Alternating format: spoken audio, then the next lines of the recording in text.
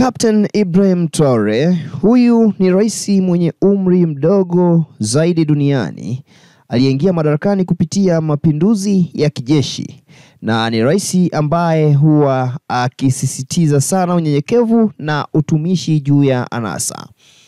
Ni rais aliyekataa mshahara mkubwa wa urais na aliokeza sana katika elimu, kilimo na miundo mbinu kubadilisha uchumi wa Burkina Faso.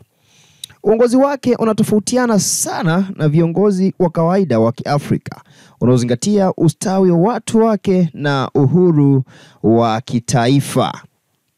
Huyu ndiye Rais Ibrahim Traore, na yeye ni rais mwenye umri mdogo kama nilivyowaambia hapo awali, akiangazia kuinuka kwake kutoka kwa mwanajeshi mchanga hadi mwanasiasa muhimu sana. Uongozi wake unasisitiza unyenyekevu na kujitolea, tofauti na mitindo ya uongozi wa jadi katika Afrika.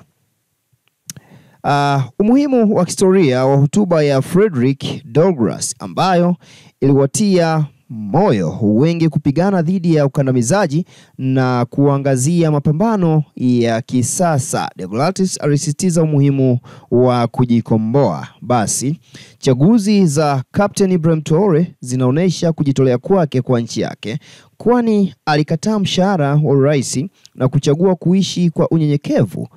Mtazamo wake ni tofauti kabisa na utajiri wa viongozi wengine. Lakini pia Rais Traore huwa anaangazia sana ujasiri dhidi ya njama zinazolenga uongozi wake, ikionyesha changamoto anazokabiliana nazo katika kubadilisha Burkina Faso. Azimio lake linaonyesha mabadiliko makubwa katika mienendo ya uongozi wa Kiafrika.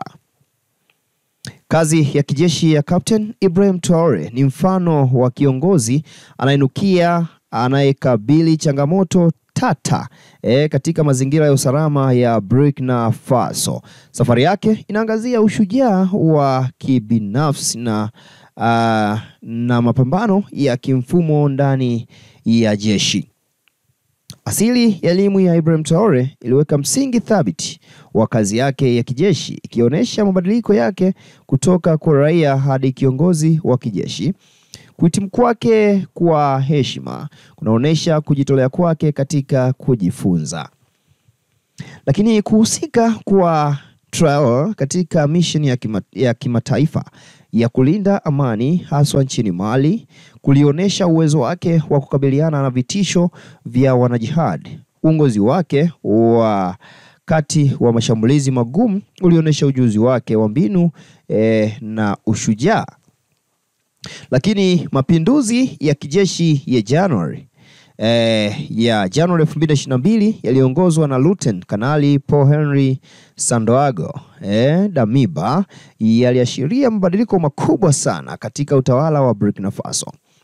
Tukio hili lilisitiza mapambano yanayoendelea dhidi ya uasi wa wanajihad na athari zake kwa utulivu wa kitaifa.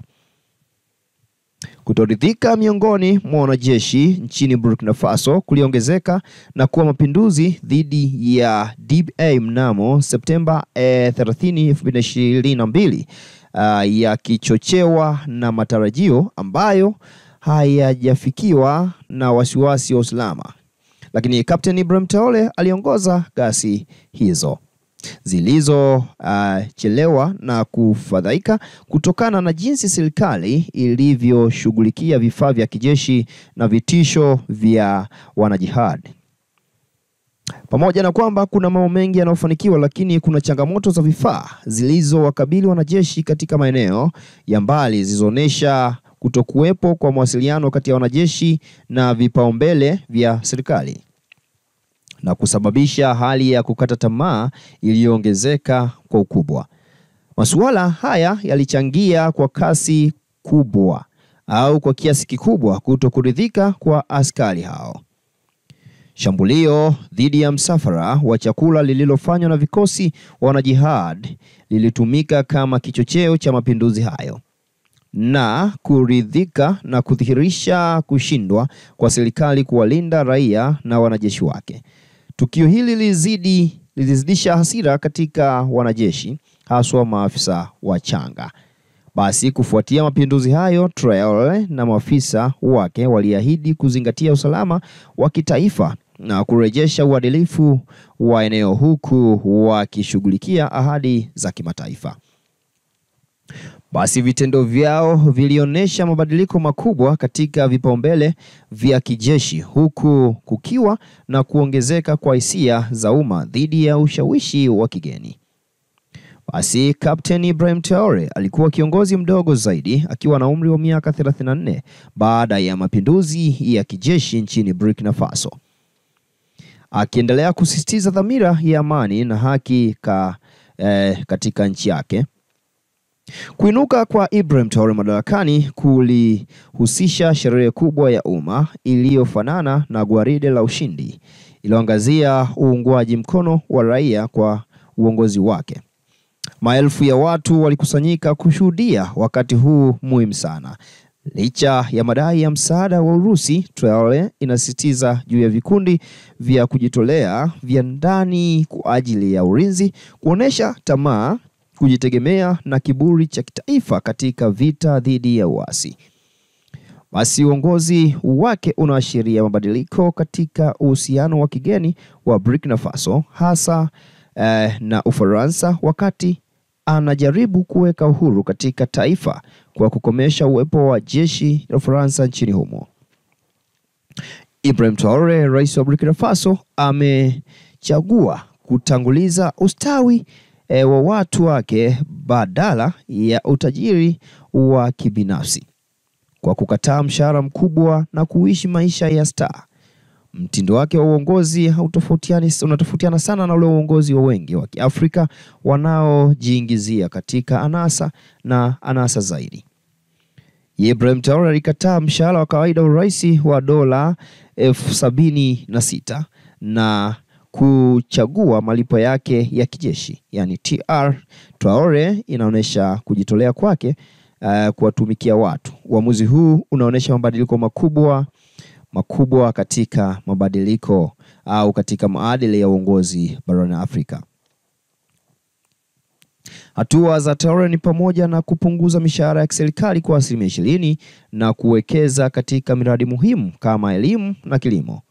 Mipango hii inalenga kukuza ukuaji wa uchumi wa muda mrefu nchini Burkina Faso.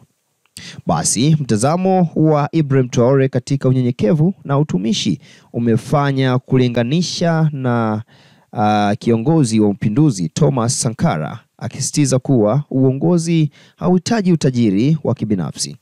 Mtazamo wake unaimarisha uhusiano kati ya uongozi na jamii zao. Japo njama ya mapinduzi ilishindwa nchini Burkina Faso, ililenga kuyumbisha nchi na kutumia rasilimali zake. Walakini uaminifu wa kijeshi ulizuia njama hizo na kufichua maslahi ya kigeni nyuma ya mpango huo.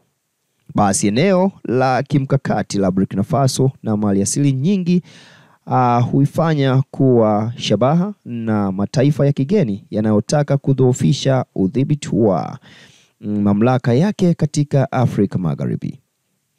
Ustahimilivu na uaminifu wa kijeshi au wanajeshi uliokuwa muhimu katika kufichua njama ya mapinduzi, kuonesha kujitolea kwao kwa uadilifu wa kimataifa na kukiwa na majaribio ya gilba kutoka nje. Njama hiyo inaonesha mwelekeo mpana zaidi wa uingiliaji kati ya kigeni barani Afrika, ikionesha mapambano yanayoendelea ya uhuru na udhibiti wa rasilimali muhimu katika kanda.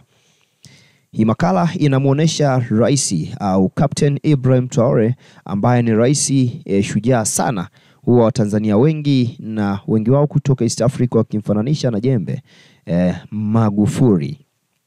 JPM ambaye ametangulia mbele zake, pamoja na vitisho vingi anavyovipitia Ibrahim Traore, lakini wanaamini kabisa kwamba ataibadilisha Afrika, na wengi wanatamani sana Rais Ibrahim Traore awe rais wa Afrika nzima. Wewe mtazamaji wetu, unaacha maoni hapo kwenye comment section. Nini hasa ungetamani Ibrahim Traore afanye, au nini kifanyike kwa Afrika ili Afrika nzima ikombolewe? Kama ulikuwa bado hujasubscribe kupitia akaunti ya Master TZ, basi bonyeza kitufe kimeandikwa subscribe, na ndipo utakuwa wa kwanza kabisa kupata taarifa kutoka Master TZ Online TV.